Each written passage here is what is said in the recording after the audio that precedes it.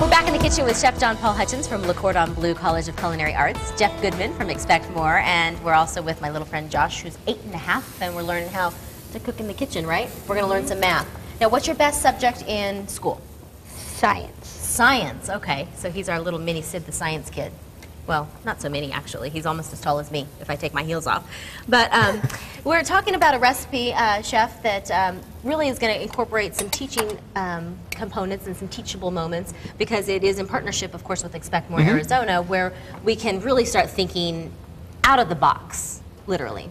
Yeah, and we talked a little bit about some ways you can learn as you cook together, and there's even as the kids get older and more advanced in their learning, there's all kinds of stuff that you can incorporate. Some pretty significant math and science, which I think Chef's going to talk to us about. Well, I mean, just simple things like doing a half a recipe or doubling a recipe is math, but it's fundamental. It's right in front of you. I mean, you can see that you're going to take a quantity and double it. And you can go all the way down the list, and it makes you really good at things like measurement. So do me a favor, can you just grab the measuring cup and the measuring spoons over there? So little things like, you know, just pull out a box of salt or pull out some flour and have them count off. How many tablespoons does it take to fill a cup?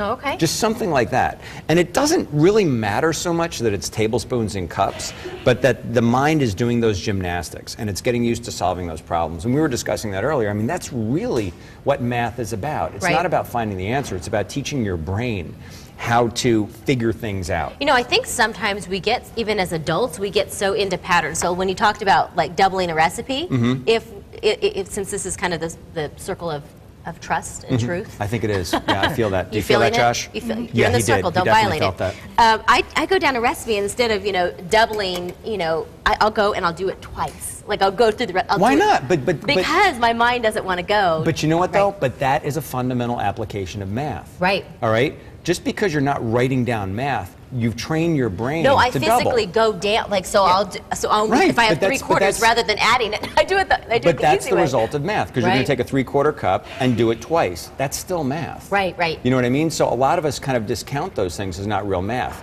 But or give me an example. Fractions are crippling for most kids. You're about to bubble over. Sorry. Fractions are just crippling for most kids. But Josh, very quickly, can you separate an egg into sixths for me? Yes. Well, what do you know? Josh just did math. All right. But see, something like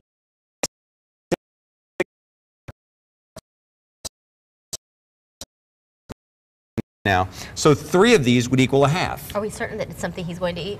I don't know, but I thought the goat cheese thing was brilliant. So let's just keep forcing stuff into him. Yeah. But you know what I mean? But this is something that we're using at home anyway, but we don't see it as math. Just like your example of doubling the 3/4 cup. That's doubling. That's multiplying by 2. All right? So we cut this one into rounds. So once again, we've got geometry again. We've got shapes. We've got rounds. We've got wedges. We've got all this stuff going for us. What's the recipe you're working on over there? Actually, it's not a recipe. We're doing a little bit of science. So I love braised red cabbage. And typically, you peel away the outer leaves, which Josh did for me, tore them into small pieces, and we did a little experiment. And the experiment is with pigments. Okay, so what was this called? Anthocyanins. Thank you. I totally spaced that. Thank you, Josh. All right, he's got my back here. And what we discovered was when I put vinegar in water, and I cook anthocyanins, they turn amazingly red. Okay? So this is a physical science right now. Okay? So there's my uncooked, and there's my cooked. Now look what happens when I cook them in an alkaline. So this is the same red cabbage, and it's cooked with baking soda, which is an alkaline. All right?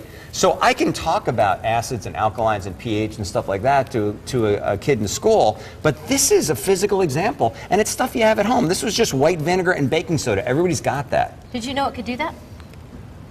I didn't either. But that's pretty cool, right?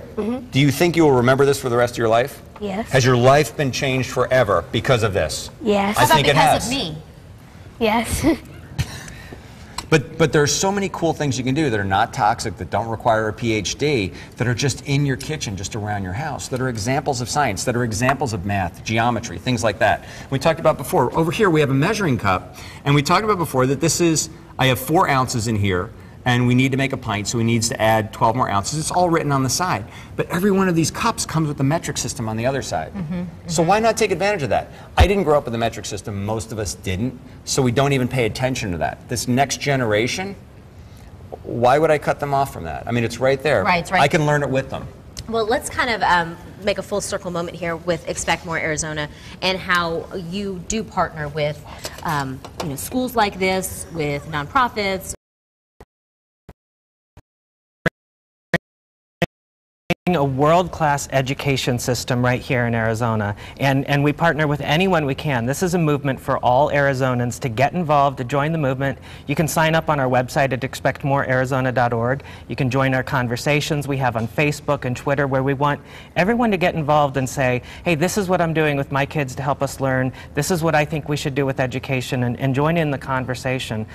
We have an active blog where we tried Chef's watermelon salad earlier. We have the recipe on there for everyone How'd you who like wants the to goat go. cheese? I like the goat cheese. I like the whole goat cheese, salad. too. Not an olive guy, but I'll try it. And you can go there. You can download the recipe. You can rewatch Josh and Chef doing the experiment there, and just get involved. And get involved in really just the collaborative effort, I think, to raise the bar for kind of the standard of excellence in our kids' education, I think is just a no-brainer. And so we're glad to see that we've even branched out into some non-traditional ways of teaching our kids. Josh, a shout out to your school. Where do you go? Cherokee Elementary. Cherokee Elementary. They are the home of the Fighting Chargers. Chargers. Go Chargers!